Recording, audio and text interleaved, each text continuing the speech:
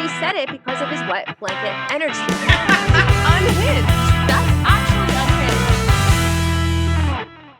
All right, guys, we have a Bachelor Nation success story on the pod, Noah and Abigail. And also, we have a newly published author, Abigail. Congratulations on your new memoir. And thank you guys so much for coming on the pod. Noah coming back to She's All Batch. Good to see you guys. Thanks for having us on. Yeah, excited to be here. We want to first start off talking about your book. Please tell us all about it. Yeah, so I came out. It's been a couple of weeks now. My first book, it's called The Deaf Girl. And it's really kind of a memoir from my mom's perspective and then my perspective as well of just growing up with a hearing loss, kind of her perspective as a parent of getting the diagnosis, all the emotions that come with that, and kind of just what it's like when your child ends up on a different path than you originally planned, and just trying to provide comfort to other parents out there. And then kind of just my story following that of just navigating school, friendships, dating, the show with the hearing loss. And, I think just a lot of people have questions, and just with Instagram and TikTok, there's only so much you can say in a 30-second, 60-second video. So we just wanted to put something in longer form out there to whoever needs support or just has questions and wants to learn more about hearing loss in general. That's incredible. Congratulations. It's like such an accomplishment to be a published author. So exciting. Where can we get the book? Where is it sold? In every store, every bookstore? Yeah, so you can get it on Amazon, Barnes & Noble, Target, some local bookstores might have it as well. And we just finished up the book tour a week ago, so we are still recovering from that. It's a lot of work doing a book tour, but it was really fun. And I gotta say, it's cool. I've been stopped, for being on the show. That's not anything new, but being stopped or watching somebody stop Abby to hear them say like, "Oh, you changed my perception," or like, "You changed, kind of my trajectory of what I thought I was going to do," has been really cool. It's definitely different than obviously what just going on the show, getting off, getting a little bit of eyes on you publicity, but this has been something that's very cool, very different, I guess, from my perspective. Yeah, I think the biggest thing is just it's so new, like cochlear implants, it's still a really new technology. And so there's just not a lot of, representation out there and so forth. So it's been really cool meeting other people that have it. I didn't personally know a lot of people that had a cochlear implant before going on the show. So it's been our little community. It's been growing. So it's been really fun. That's really cool. Did you connect with Daisy from Joey's season? Yeah, so I actually knew about her before she went on the show. Wow. I had seen her circulating on TikTok and whatnot. And I think what was really cool about her experience is that's why I try to emphasize is hearing loss is so different for everybody. It really is a spectrum. It's not my story, it's someone else's experience. And so it was really cool kind of seeing her story, because I think she lost her hearing later in life. And that's also really hard thing to lose one of your senses when you're a teenager in college. I personally could never, know what that's like, because I just have been deaf since I was born. So that's all I've ever known. So it was really cool to kind of see her share her experience, just to show that hearing loss really is a spectrum. Yeah, that's so incredible. You said you touch in your book a little bit about like your experience on the show, being deaf and what that was like. Can you talk a little bit about that and kind of what, like, did you have sort of like preconceived notions going into what it would be like, or what was your experience with that? I really had no expectations going in. To be honest, I was really worried about how accommodating they would be, just because it's a really big show. I mean, their goal at the end of the day is to make money. And so I was just worried, am I going to have a hard time keeping up and vocalizing, I need X, Y, and Z accommodations. But no, they were amazing on set. I mean, I had a handler that would like come wake me up every single morning, because I'm so used to having like my phone be my alarm. So they were really accommodating with that. And like we still had to wear masks because we were COVID season. So they would, move 10 feet away from me and then take down the mask so I could read their lips. And yeah, I just said it was honestly like the best and worst case for dating.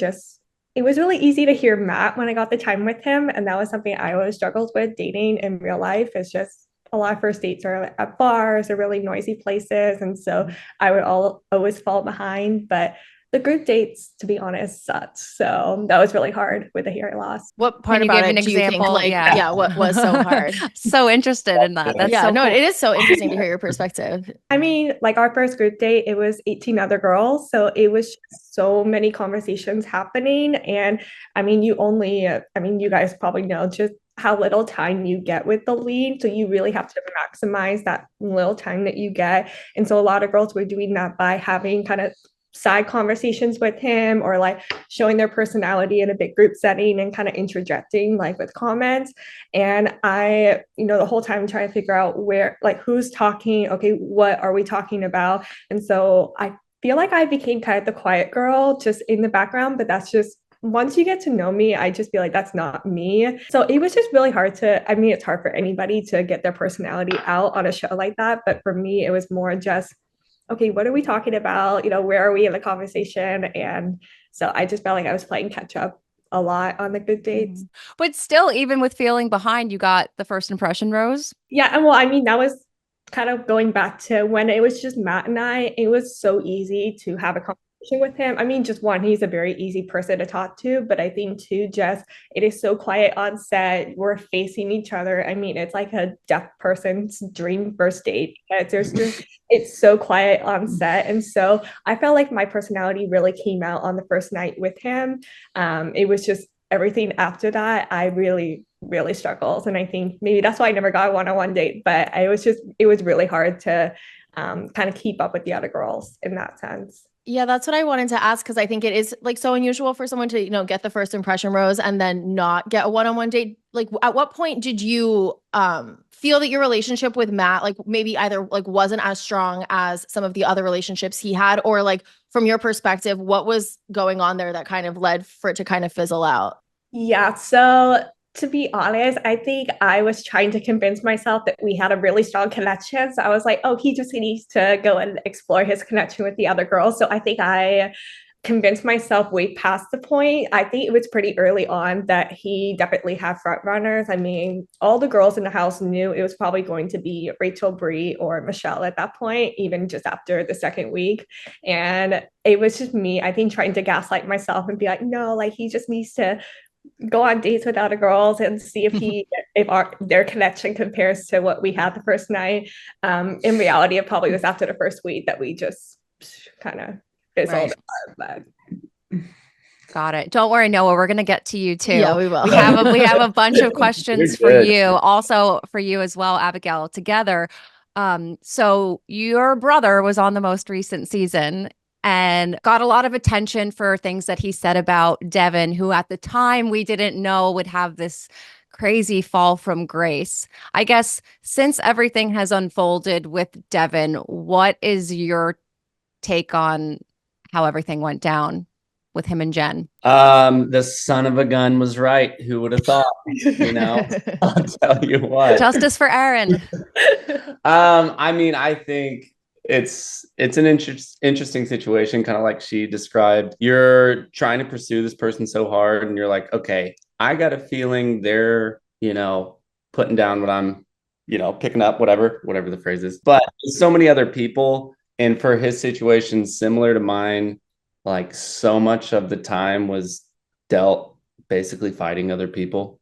And he knew so much. I wish he would have gave us more details because he was very vague and coy when he came back. He didn't share a whole lot. He kind of wanted us to be surprised. We were like, what did Devin do? I never could get an answer of what he did other than like, dude, there's something off about him. He's fake, whatever. And I'm like, okay, but what? Like, there's plenty of people that I don't totally get along with. So then to see it play out and him be like, dude, this is what I was saying.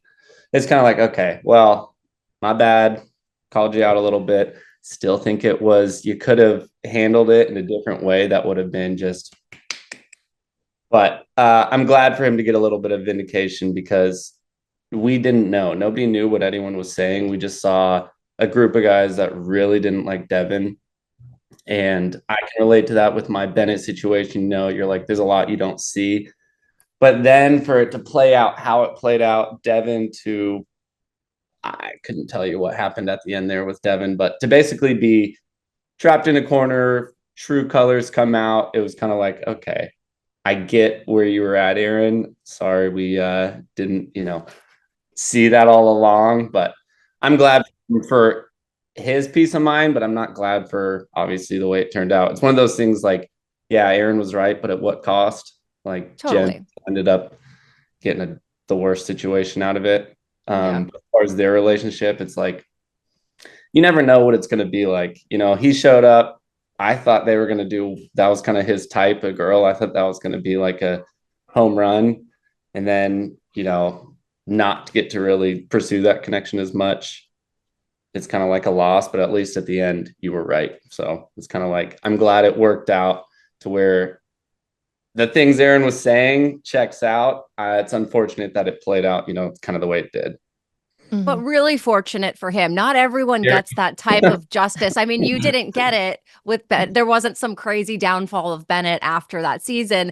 I mean, it must be nice for him to see. And like Sam M, Thomas N, all those guys are like, we told you so. It's one of those things that you wish you would have got during the show, because you're like spending weeks basically defending yourself, and you're like, I know, he knows because he was there, but nobody else knows. Then after the fact, it's like, okay, a little bit of relief, but this would have been cool, week 2.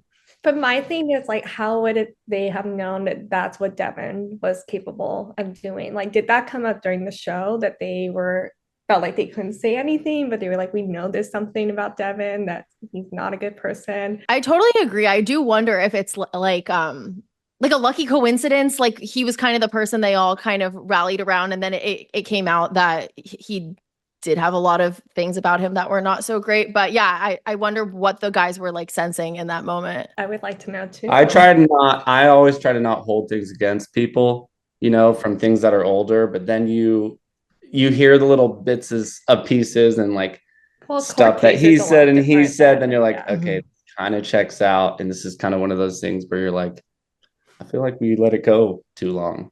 Like, had we had known now what we knew, then the whole situation could have been a little different, I feel like. But right. I know that you're saying he didn't tell you while it was airing, like what he was referring to when he talked about Devin. Since everything's played out, have you spoken to him? Like, are the guys from that season just not even associating with him anymore? I wonder, like, where they stand with him, if you happen to know anything. There were a lot of guys that were Devin stands at the tell-all and after the final rose. I think there's still Dylan stands out there, but it's one of those situations where you're like, you don't actually know these people. You went on a show, you would assume somebody's not doing something just totally out of left pocket, and you kind of chose your camp, and then you're like, okay, I kind of rode or died with this guy. Now I'm seeing stuff that comes out. You kind of have to move away, but I don't think a lot of the guys, I think they've kind of gone the silent route. I mean, I don't think I've seen really much about Devin since then. I kind of saw his statement come out, and that was crazy in itself. But I think it was a shock for everybody else too. So maybe they're all kind of processing it and being like, is this somebody we want? Yeah, because they don't know. For They're sure. gonna switch the TikTok videos up. It can't be Team Devin, after Totally. that. Wait, what do you mean switch the TikTok videos up? There's just so many. There's just a ton of them. Of all the guys trashing him, you mean? Oh, Of all the guys Yeah. TikToks, there's a lot. Some of them are funny, but there's a lot. Well, speaking of funny TikToks, you made one about how you threw your brother under the bus at the men tell all, or after the final men tell all, I believe, right? So obviously you knew they were going to cut to you and ask you a question, right? Mm-hmm. Was this a planned, like you planned to throw him under the bus? No, okay. Well, do you wanna... Okay, wasn't that calculated? Well, he got mic'd before they started filming the men's tall all. So we're like, okay, he's probably gonna have to answer something. It was just in the heat of the moment. I guess when Aaron was in the hot seat that they panned to you really quickly, but I didn't say anything that I didn't say to Aaron. Aaron knew anything he did on the show is free game. He knew what I thought about the book because I had a book situation. So there was a lot that wasn't, I probably talked for 5 minutes. I did talk for 5 minutes. So wow. But the whole. I did like a little knee rub. I was like, okay, we got to wrap this up. Yeah, like now she gives me the knee rub when I ran. Yeah. No, I had talked a lot, and the whole, like, everything I wanted to boil it down was nobody has the right to say what somebody is or isn't ready for. Like, I'm going off of Aaron's intentions. I've known him my whole life, his whole life. So I'm going off the intentions, but the delivery soft. That's kind of what I was saying. Like, Aaron, delivery soft, but come on, guys, what are we doing here? You're getting on to him for calling you out on intentions. He had like the Oreo cookie method. He did like that. Okay, I'm gonna say something nice, and then the criticism, and then Good end cop, with bad something cop, nice, but with myself. and then they only showed the part Compliment sandwich. No, I mean, I threw him under the bus in that sense because like I said, it could have been just too good. It could have been too good how it was handled, and I just like, he's not losing sleep over it. His twin totally. I'm teasing using that phrase. For doing something kind of meh. He's not losing sleep over it. So, I mean, I'm not trashing Aaron, but 6 out of 10. I mean, knowing what we know now about Devin, could have been 10, Totally. I mean, like, does your opinion change now that you've seen what happened with Devin? Do you support your brother giving him the book now? Still could have been smoother. That's all I'm saying. We could have done a different venue. Yeah, I think we gave him the validation of, oh my gosh, you were right this whole time. Like, here's the validation that maybe you were looking for, but the delivery of everything, I still think we don't. Knowing what I know now, I probably would have called out more of the guys that were like Team Devin, and there's a lot of stuff going on in the tell-all that we couldn't hear. So there was like trash talk about me apparently that I didn't even know as just one of the guys. So I would have. Why about you? I don't know. They're bored. I've been out of the scene too long. But why couldn't you hear it though? They weren't mic'd or something? It's loud. There's just a lot of. Your name just got dropped. I think they were just trying to allude that maybe Aaron only got on because, or I don't know. Something. It was something like that. It was more shade towards Aaron than you, I thought. Well, we want to know about that too, actually. How did he get on? Aaron? Yeah. I have deep dark webs in entertainment industry, and I just reached in. Yeah, I mean, it's not that crazy that you would make a phone call, Aaron actually got reached out to by a few different reality day TV shows, bigger ones, all in the same like small time frame. Okay. Bachelor was one of them, and I didn't really do much. I reached out to one producer and was like, hey, this is kind of the way he's leaning. If you guys have any inclination, whatever, here's where he stands. But it wasn't anything like that. He was already going to end up on TV one way or another in case if the military worked out or didn't work out. It was kind of already going to happen, I think. Did he nominate himself for all of these shows? Like he had a dream to get on a dating reality show, and then a bunch got back to him, and then he went with Bachelor. So I think he applied himself for Bachelor because I think it's just like the submission form online that you start. So he started with that. I don't know how he got the connections for the other ones. If he blindly I think they reached out. We were in the middle of watching Love is Blind, and I think that was one of the ones that was a potential. And I was thinking to myself, Love is Blind, very entertaining, but a total trap. It's going to be a hard one to navigate just for anybody, I think. Totally. Yeah. And it's hard because if you don't get like in a couple, then you're not really on the show, right? For Love is Blind. And you don't know either. Yeah, you have no idea, kind of. And I feel like it's a trap. I just feel like it is. Well, it's just it just moves so quickly. I mean, you're in a full-blown relationship when you are still on the show. Like, you have to live with them, meet the family. I mean, I guess that's kind of Bachelor too. But I feel like Bachelor is more kind of a bubble. This is like bringing the actual elements of your life on TV. And so I don't know if he loved the idea of that. But I think Bachelor, he was like, okay, well, it worked. I was going to say The Bachelor, we were in similar, like I'd been a travel nurse single for quite some time when I went on. He's, a couple years post-divorce. We were in situations where it's like, all right, are we going to find love on TV? Slim to none chances, but this is a good stage to give it a shot. There's not a whole lot to tell no. Obviously.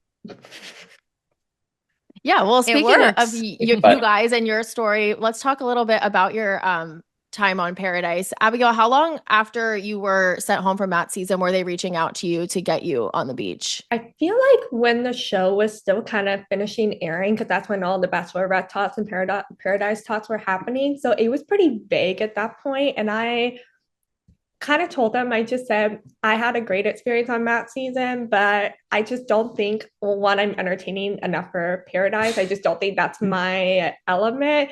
But best of luck kind of thing. And then we actually ended up hanging out with a couple of the guys in New York. And at that time, I was still a no on Paradise. So I was like, you know what, these guys, they're attractive, whatnot, but I still just don't think that this is going to be for me personally. So producers circled around again. I just said, thank you for the opportunity, but I, can't take that time off from my job, so forth. And then to be honest, the other thing was I just wasn't talking to anybody. And I'm not saying that's all that people do before Paradise, but I was like, I feel like you should at least have somebody in mind when you go. And at that point, I was just hearing from the other girls on my season of just, oh, I think this guy's really cute, or I'm kind of talking to this guy and so forth.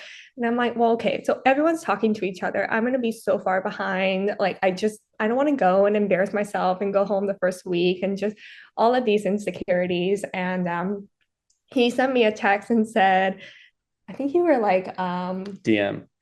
A DM, and you were like, are you going to Paradise? And I said no. And he goes, well, if I have like a margarita and a hammock waiting. And so it was kind of an open thing. And I was kind of like, okay, well, I maybe have one person that could potentially want to talk to me on the beach. And so the producer called, and this is the first time that they said this, but they were like, we really want you to come Paradise. Like, there are so many guys that want to meet you. And I'm like, okay, no, there's one guy that I think told you that they wanted to meet me. And so I said, okay. And then had an almost really good experience until the very end, but we made up for it. So yeah, can we ask about that? Because we asked you about that, Noah, last time when you came on the show, but I would love to hear about it from your perspective, Abigail. Like, what happened? Why would you guys break up and then you were so quickly back together? Like, what was going on? Yeah, so it was one of those things in the moment. I mean, you guys obviously saw it was very real. It was very raw. It was one of those things I was not expecting, kind of just how everything had been playing out in Paradise at that point. But then when you watch it back, it's like watching therapy on yourself back. And I was like, oh my gosh, I was showing so many like toxic like tendencies. I saw myself shutting down. I saw myself kind of, placing the blame on him in certain situations. And so I think it definitely opened my eyes to, okay, I would probably break up with me too, honestly, on the show at that point. But we reconnected pretty quickly after the show because it was one of those things. It was just like everything happened so quickly. And then just kind of how the show works is they kind of just separate you before you can really get closure or finish the conversation. And we kind of flew out the next day.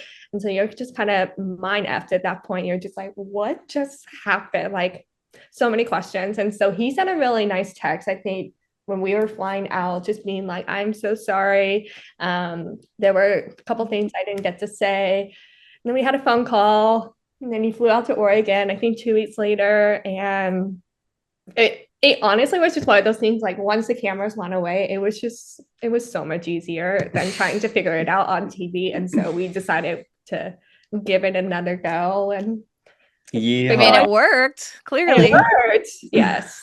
Congratulations on the engagement. Thank you. Yeah, I know it's been a while. It's over a year now, right? Mm-hmm. A few weeks now till the wedding. Oh my gosh. Whoa, I didn't know that. So it's coming up. Gosh. And real quick.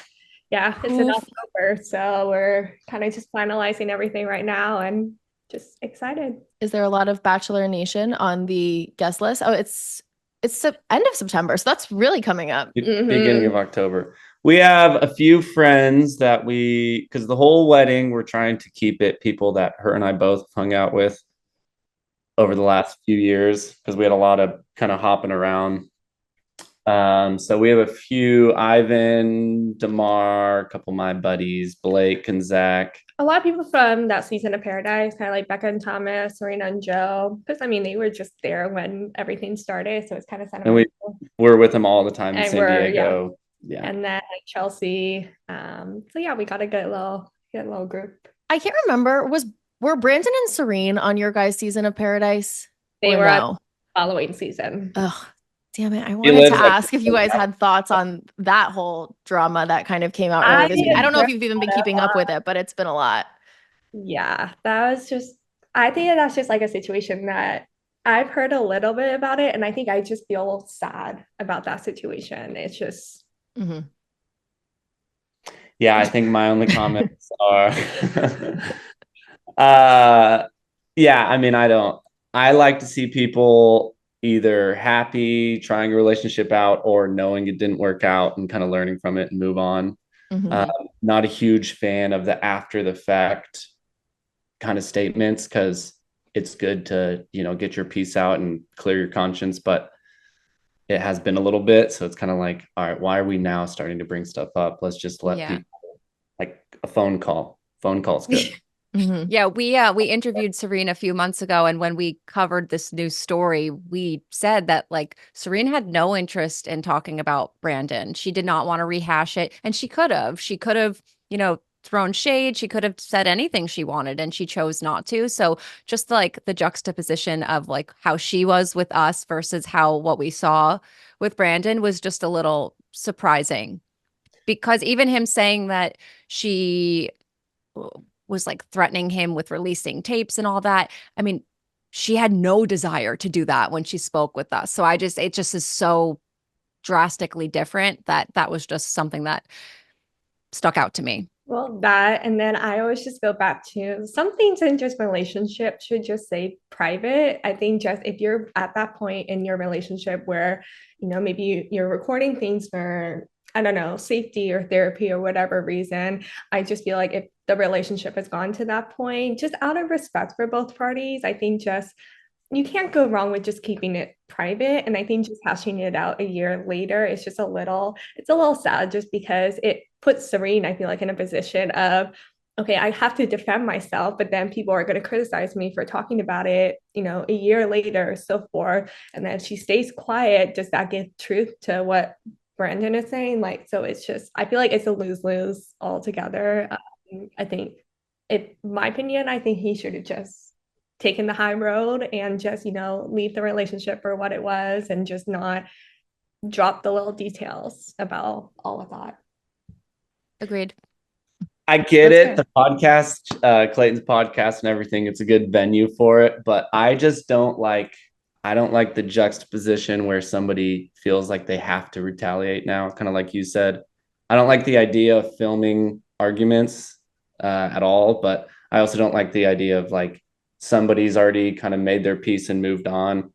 Now let's hope they made enough peace that they can choose to not respond or have to like, you're kind of hurt and have to attack back. It's just one of those things that like, if you allow it, it will keep going on. And then in 6 months, another thing will come out to where it's like, where do you stop? Where does your like own personal peace, take priorities versus making sure everyone knows both sides? That's kind of my view on it. I have to speak on things that happen behind closed doors. That's kind of it. I totally get it. Yeah. No, I totally get it. Well, I didn't realize your wedding was coming up so soon. Like, are you doing any last minute wedding? What? He's like, oh, change the podcast talking points. Well, no, I mean, if we're done with Brandon, what else is there to say? I mean, I kind of feel like he's gonna stop. I feel like the backlash that he received I don't think it's going to continue at this point. We all just need to look out for our own sanity when we go to bed. Everyone doesn't need to know everything. We're influencers, but your peace at the end of the day, I think, is more important than people knowing your side. Totally. Yeah. And we all forgot, which is what we said. I was like, I don't think anyone was even thinking of like, did he cheat or did he not? I didn't care. I didn't remember.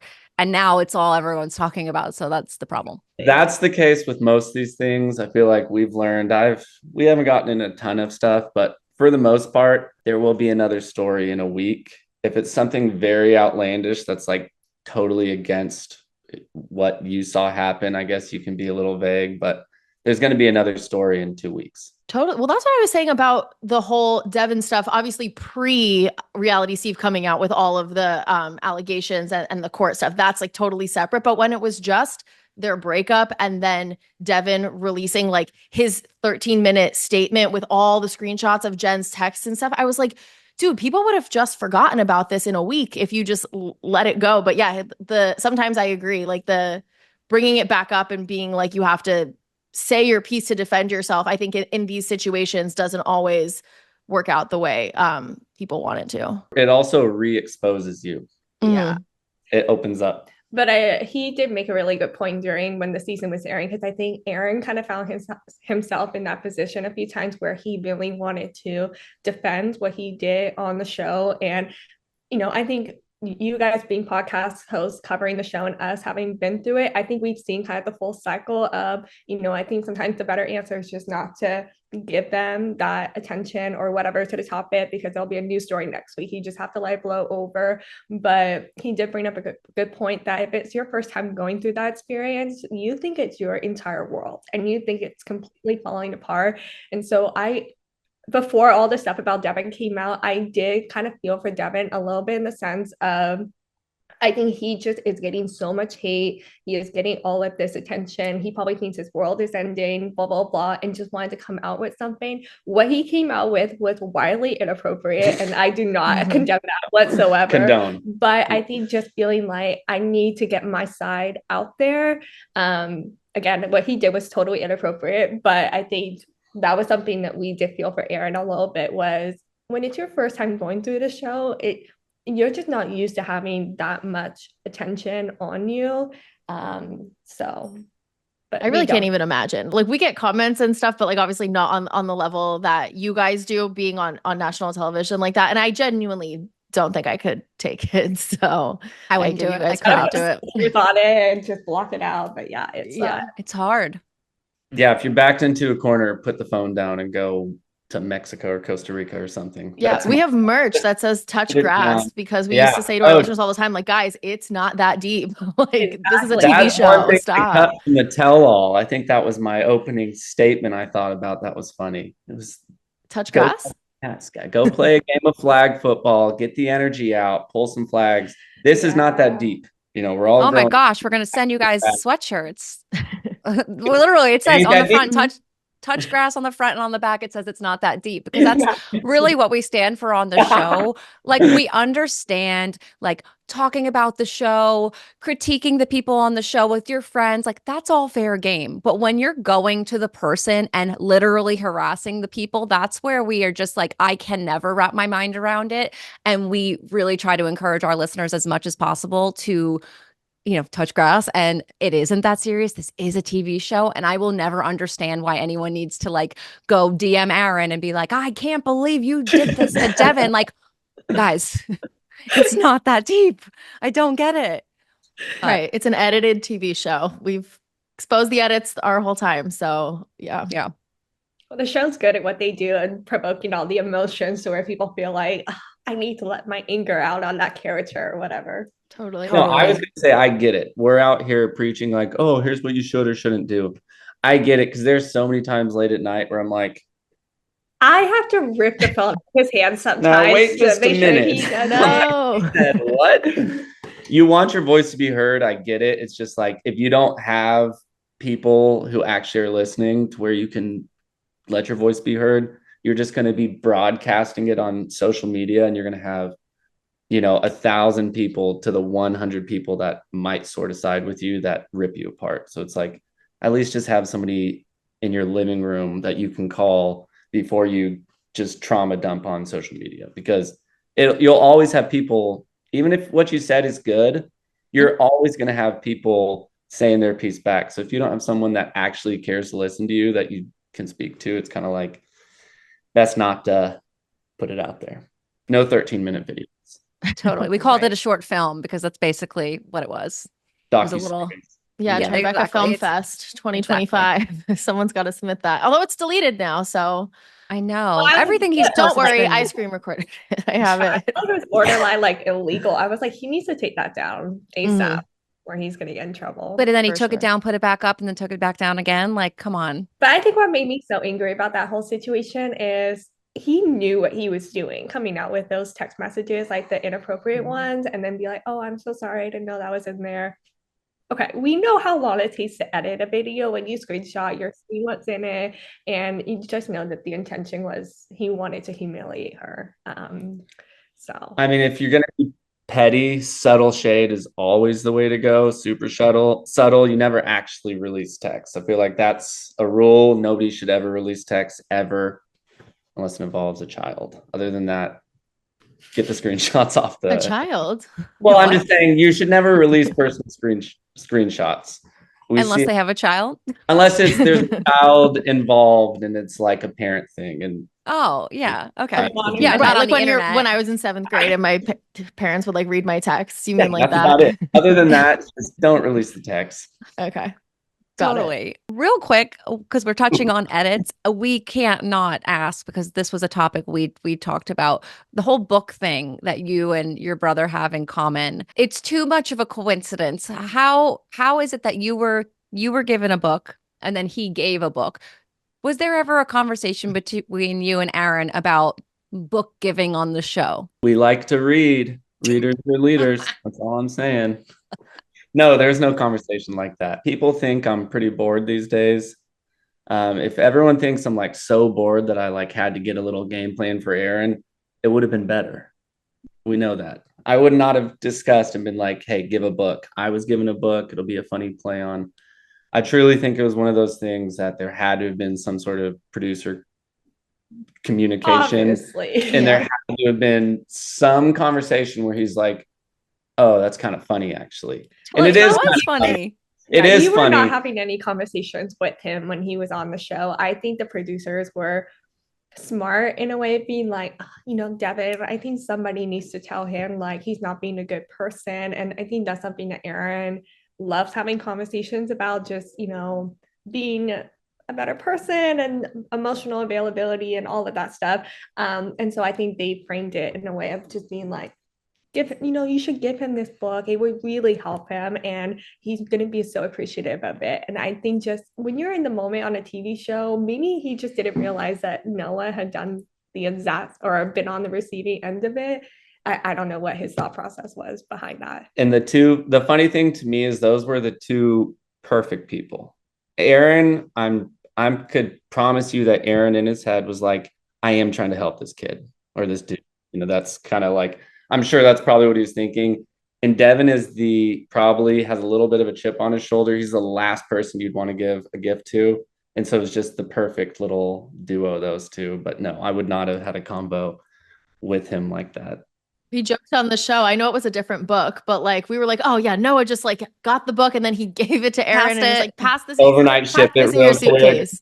Yeah. Well, wait, my theory, and I feel like this is true, but it's also just my theory, is that it wasn't Aaron. Aaron didn't like bring that book. First of all, aren't you not allowed to bring books to the show? So I thought you weren't allowed to bring books either, but I've heard in more recent seasons people have, or at least like a journal or something. So I think it was his book, but I saw the cover that they put on it was a fake cover because they missed. No, that was his book. It was The Four Agreements by who wrote that? It's a famous book. Okay. But why'd they put a fake cover on it though? Royalties. I mean, there's Oh. So we thought it was a fake book. I actually gave a book during the tell-all. Oh yeah. Yeah. And the title was How to Not Be a Harvard D-Bag by Noah. I was going to say, is that a real book? No. Okay. No.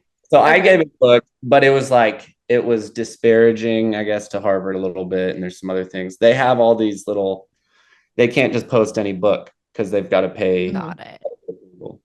That was his book, though. He does read books like that, the self-help books.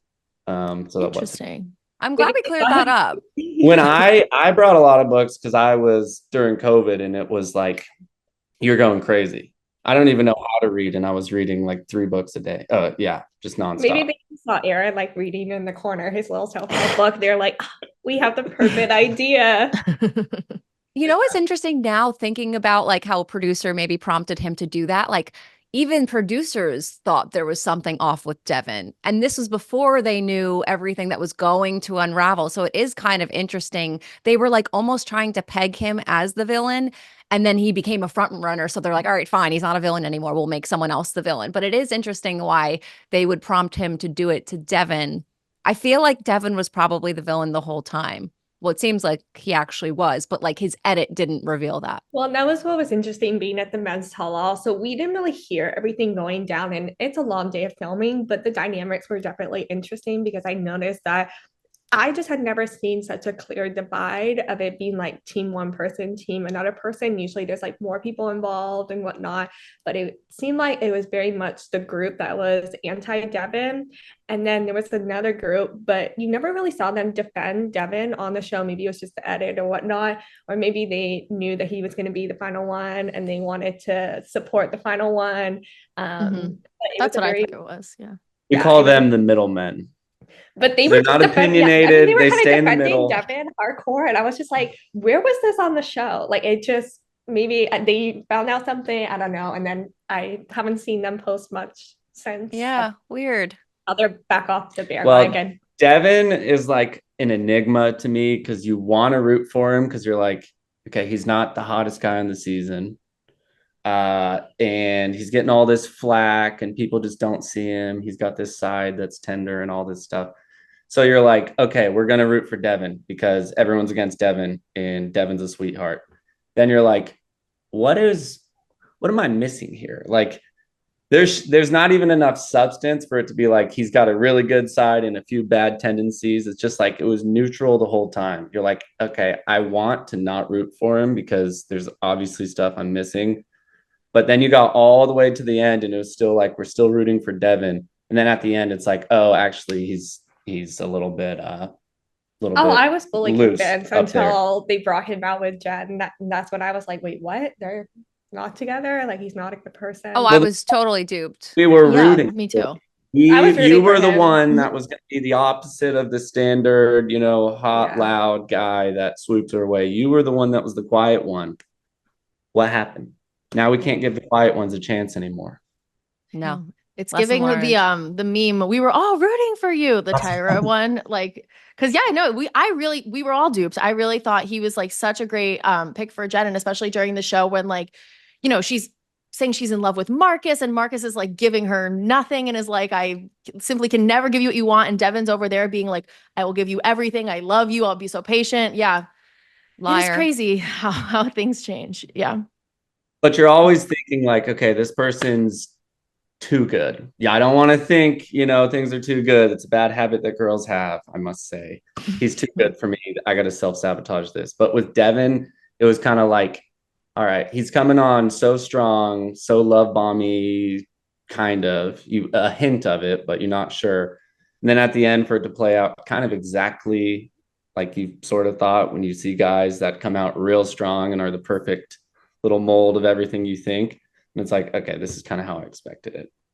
Should have known early on. It would have saved me a little bit of time. I would have rooted for somebody else like Aaron Moore, I could have saved all that emotion. But How is Aaron doing? Like, how did his training go? Is he back from that, or? Aaron's an officer. Aaron's great. with the Congrats. military. So it's a weight game. It's like a run to weight, hustle to weight. So he's kind of just in there. I know people are wondering, like, was the whole thing fake? Did he actually do it? Yeah. We wondered that. Okay.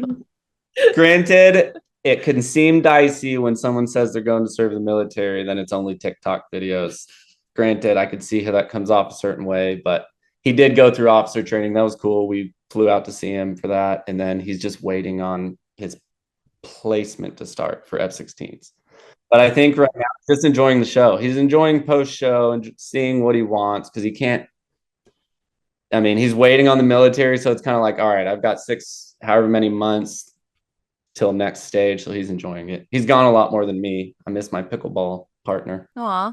Can they schedule in paradise if you're in the military? How do they work that out? I didn't think you could go on the show if you're in the military, but that worked out fine too. So- Now for this, it would be different because once he's in actual flight school, you're kind of there for like, there's not much of a But like, it hey, depends can I- when he goes, because I think right now it's May timing. So that That obviously wouldn't be good timing though. We need it to be like so if August. it comes out, then maybe. I would but- love to see Aaron show up and he's just his loosey-goosey fun self. Ends up with a cool girl, then he's like, okay, cool, I'm gonna go fly planes and we can travel around. I would love for that to happen. but Same. timing would have to be It have to be perfect. yeah, because I'd love to come on podcasts and hype Aaron up. You know what I mean? No.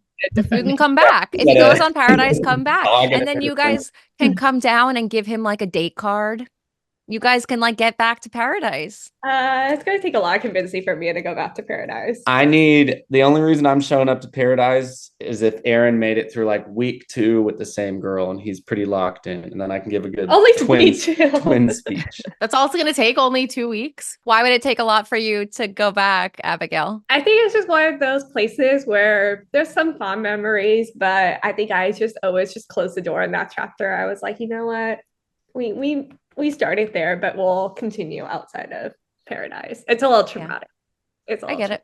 We'll see where it is too. If it's Yeah. got a nice view, maybe I'll show up, get my toes. in But the I actually sand. heard they're not doing the same resort that we were at. So if it's at a nicer resort with AC, then I'll consider it. That's I'm here for it. I haven't heard a lot of details. I'm here for Paradise. I'm actually excited to watch this one. Actually, I would like 1 or 2 couples that are actually like, okay, Yeah. they could work in the real world. Yeah, I know this past season was like such a dud where like by the time the finale came out, like all the ending couples that got engaged had like already posted their breakup announcements like the day after the finale. But I'm hoping since they took a little bit of a break now, it's going to be in a new place. They may be trying to like revamp it and make it a little bit better. So I'm excited, but we'll see. I like the drama. I just want one cheeky couple that's kind of running their mouth, but they're happy. Like they're just there.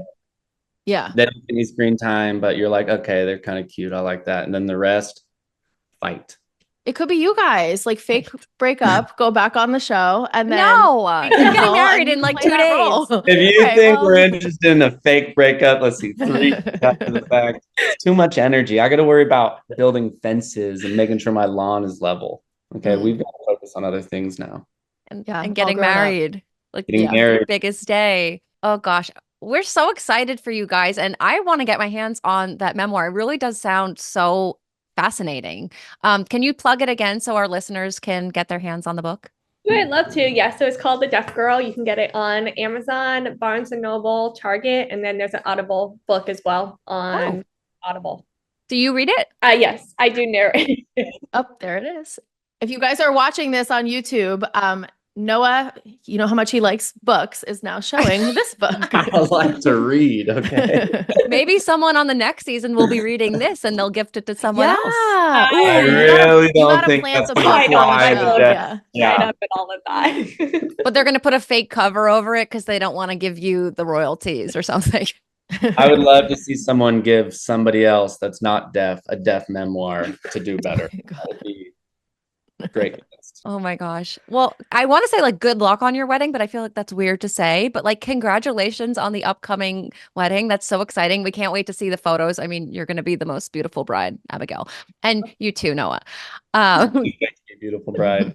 Thank you guys so much. This was so fun, like rehashing Yeah. like this past season and everything else. We Thank you for appreciate you coming. guys having us on. It has been a while. Glad I'm back. Mhm. Can you guys Yeah, come back anytime, like next please. year Yeah. after Paradise? After something. Paradise, I'm down. I want to get back into some of the tea. She's my source. I haven't had any tea for about a year, so I want to dip in a little bit. I think that's a good place to start. What do you mean dip in the tea though? Like Just- get in the drama or learn Any about the sort drama? of- no, just I don't know anything that's going on with He just anything. missed trolling like on like social media stuff. Little Fine, call it like string it pot is. and then running away. Whatever that looks Sprinting like. away. Yeah. You Love could drop, it. I mean, you dropped some tea here. If we like make clips about you talking about Devin, maybe Devin will post a 13-minute clip about you and then you're in. There's a part of me that I tuck deep away that just really wants to be involved with long, drawn out drama on the internet. But right Perfect. now, I'm gonna forgo that. But next year, Oh, there's okay. Now, yeah, after the wedding. the next wedding, year. all When he's bets are off. bored, Yeah. no telling. Okay. Well, you come back when you're ready for that and we'll be here. Well, we are stoked though. We are stoked for the wedding. We are glad that it's finally here. It's been just nonstop planning. Now it's like, okay, let's just get it done. We're happy that Bachelor Nation's still involved. We still have a little bit of that. You know, our life hasn't been super involved with Bachelor Nation recently because we're in Oklahoma, which is kind of far. But wedding season coming up, honeymoon coming up, and then hopefully chill. And then tea. Guys, and then tea. Okay. Right. Tea time was later. All right. Thank you guys again. Thank you. Everyone go get your hands on Abigail's book. And thank you guys so much. There it is if you're watching. Love it. All right. Bye, All right, guys. thank you guys so much. Good to see you guys.